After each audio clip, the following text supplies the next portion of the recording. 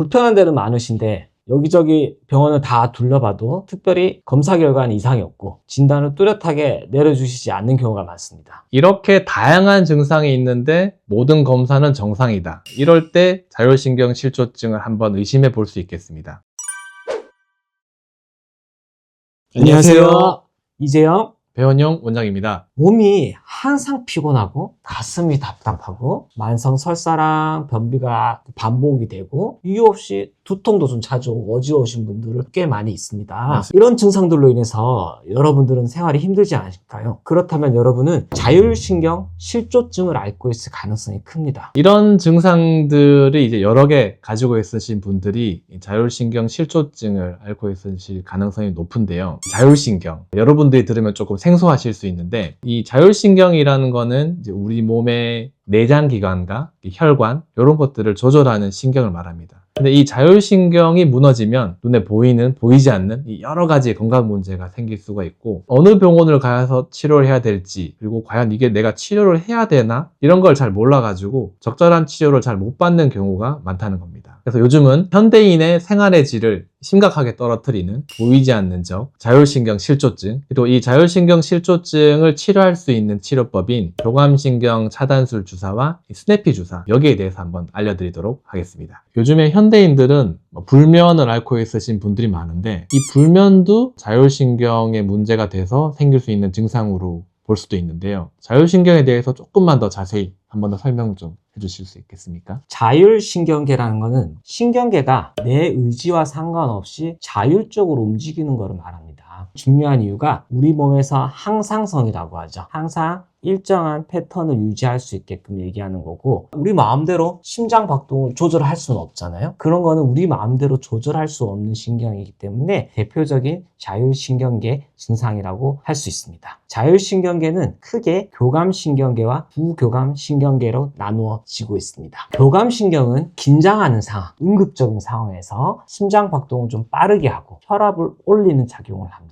반면에 부교감신경이라는 것은 안정을 취하고 있는 상태, 잠을 자고 있는 수면 같은 편안한 상태에서 작용하는 신경이고 몸의 회복과 에너지를 보존하는 담당을 합니다. 현대사회의 지속적인 스트레스, 불규칙한 생활, 스마트폰, 컴퓨터의 과도한 사용 같이 대표적으로 수면 부족 등이 교감신경을 필요 이상으로 과도하게 자극을 시킨다는 점이죠. 교감신경이 계속 우세한 상태가 되면은 긴장 상태가 되고 자율신경 불균형이 생기면서 다음과 같은 증상이 나타나게 되죠. 대표적인 교감신경이 과도하게 나타날 수 있는 증상으로는 만성 피로와 에너지 저하, 자도 계속 졸리는 수면장애 또는 불면증, 소화가 안 되고 과민성 대장증후군이라고 하죠. 설사와 변비, 반복하는 증상, 이유를 알 수 없는 두통, 목 근육이 심하게 굳어지는 근육 긴장, 불안, 초조, 우울감 증가가 생기면 되고 이로 인해서 생기는 면역력이 저하가 되면서 감기라든지 잦은 감염성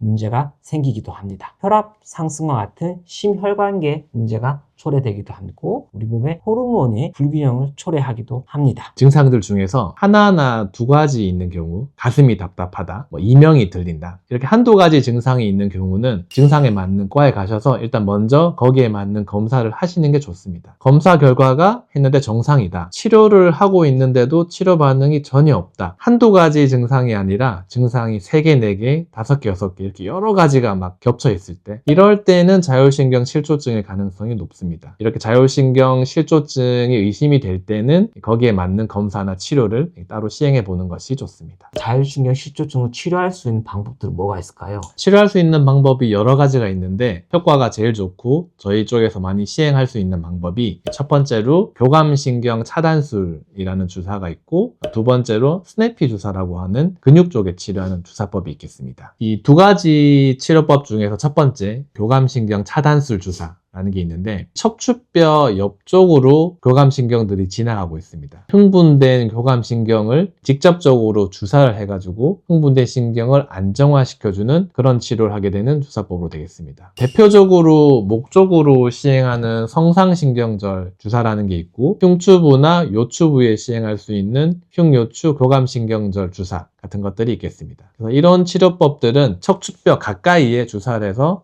흥분된 교감신경을 직접적으로 가라앉혀주는 그런 주사법이 되겠습니다. 스내피 주사라는 거는 교감신경 차단술에 비해서는 간접적인 치료법이라고 볼 수 있겠습니다. 흉추나 목조구의 근육 쪽에 주사를 해서 자율신경의 회복을 도와주는 주사법이 되겠습니다. 압박받고 있는 교감신경의 압박을 해소시키면 교감신경으로 혈액순환이 좋아지면서 이 밸런스가 깨어진 자율신경의 밸런스를 다시 바로잡게 되는 그런 주사법이 되겠습니다. 이 외에도 자율신경의 회복에 도움이 되는 영양수액제 이런 것들이 같이 있어서 추가적인 증상 완화를 같이 노려볼 수도 있겠습니다. 교감신경 차단술이랑 스내피 주사를 보통 같이 시행하나요? 좀 심한 환자분들일수록 같이 시행하는 편이고 그렇게 증상이 심하지 않다 그러면 스내피 주사만 시행하기도 하고 그건 환자별로 적용하는 방법이 좀 다양하게 있을 수 있을 것 같습니다. 간단하게 우리 자율신경 주사의 과정과 그리고 효과에 대해서 한 번 더 알려주시기 바랍니다. 사실 교감신경은 우리 몸에 좀 깊숙이 숨겨져 있습니다. 일반적으로는 이 초음파나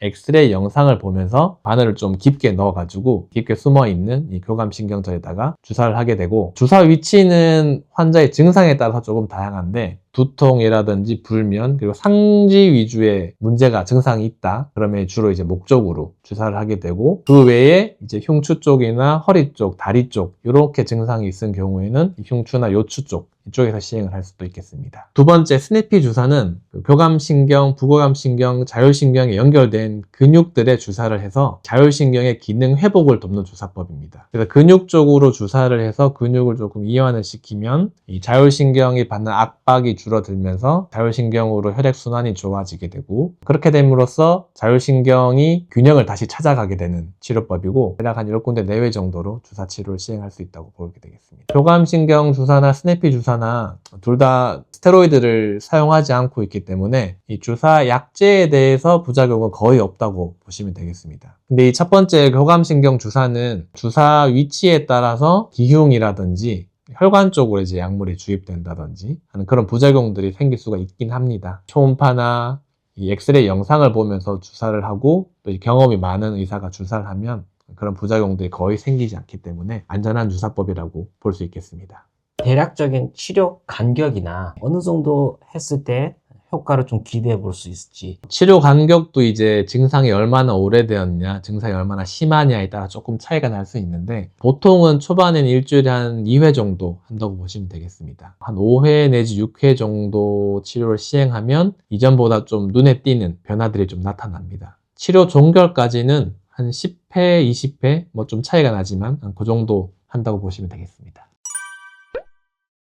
오늘도 건강한 하루 보내시기 바라겠습니다. 오늘 영상이 도움이 되셨다면 구독, 좋아요. 알림 설정 부탁드리겠습니다. 감사합니다. 감사합니다.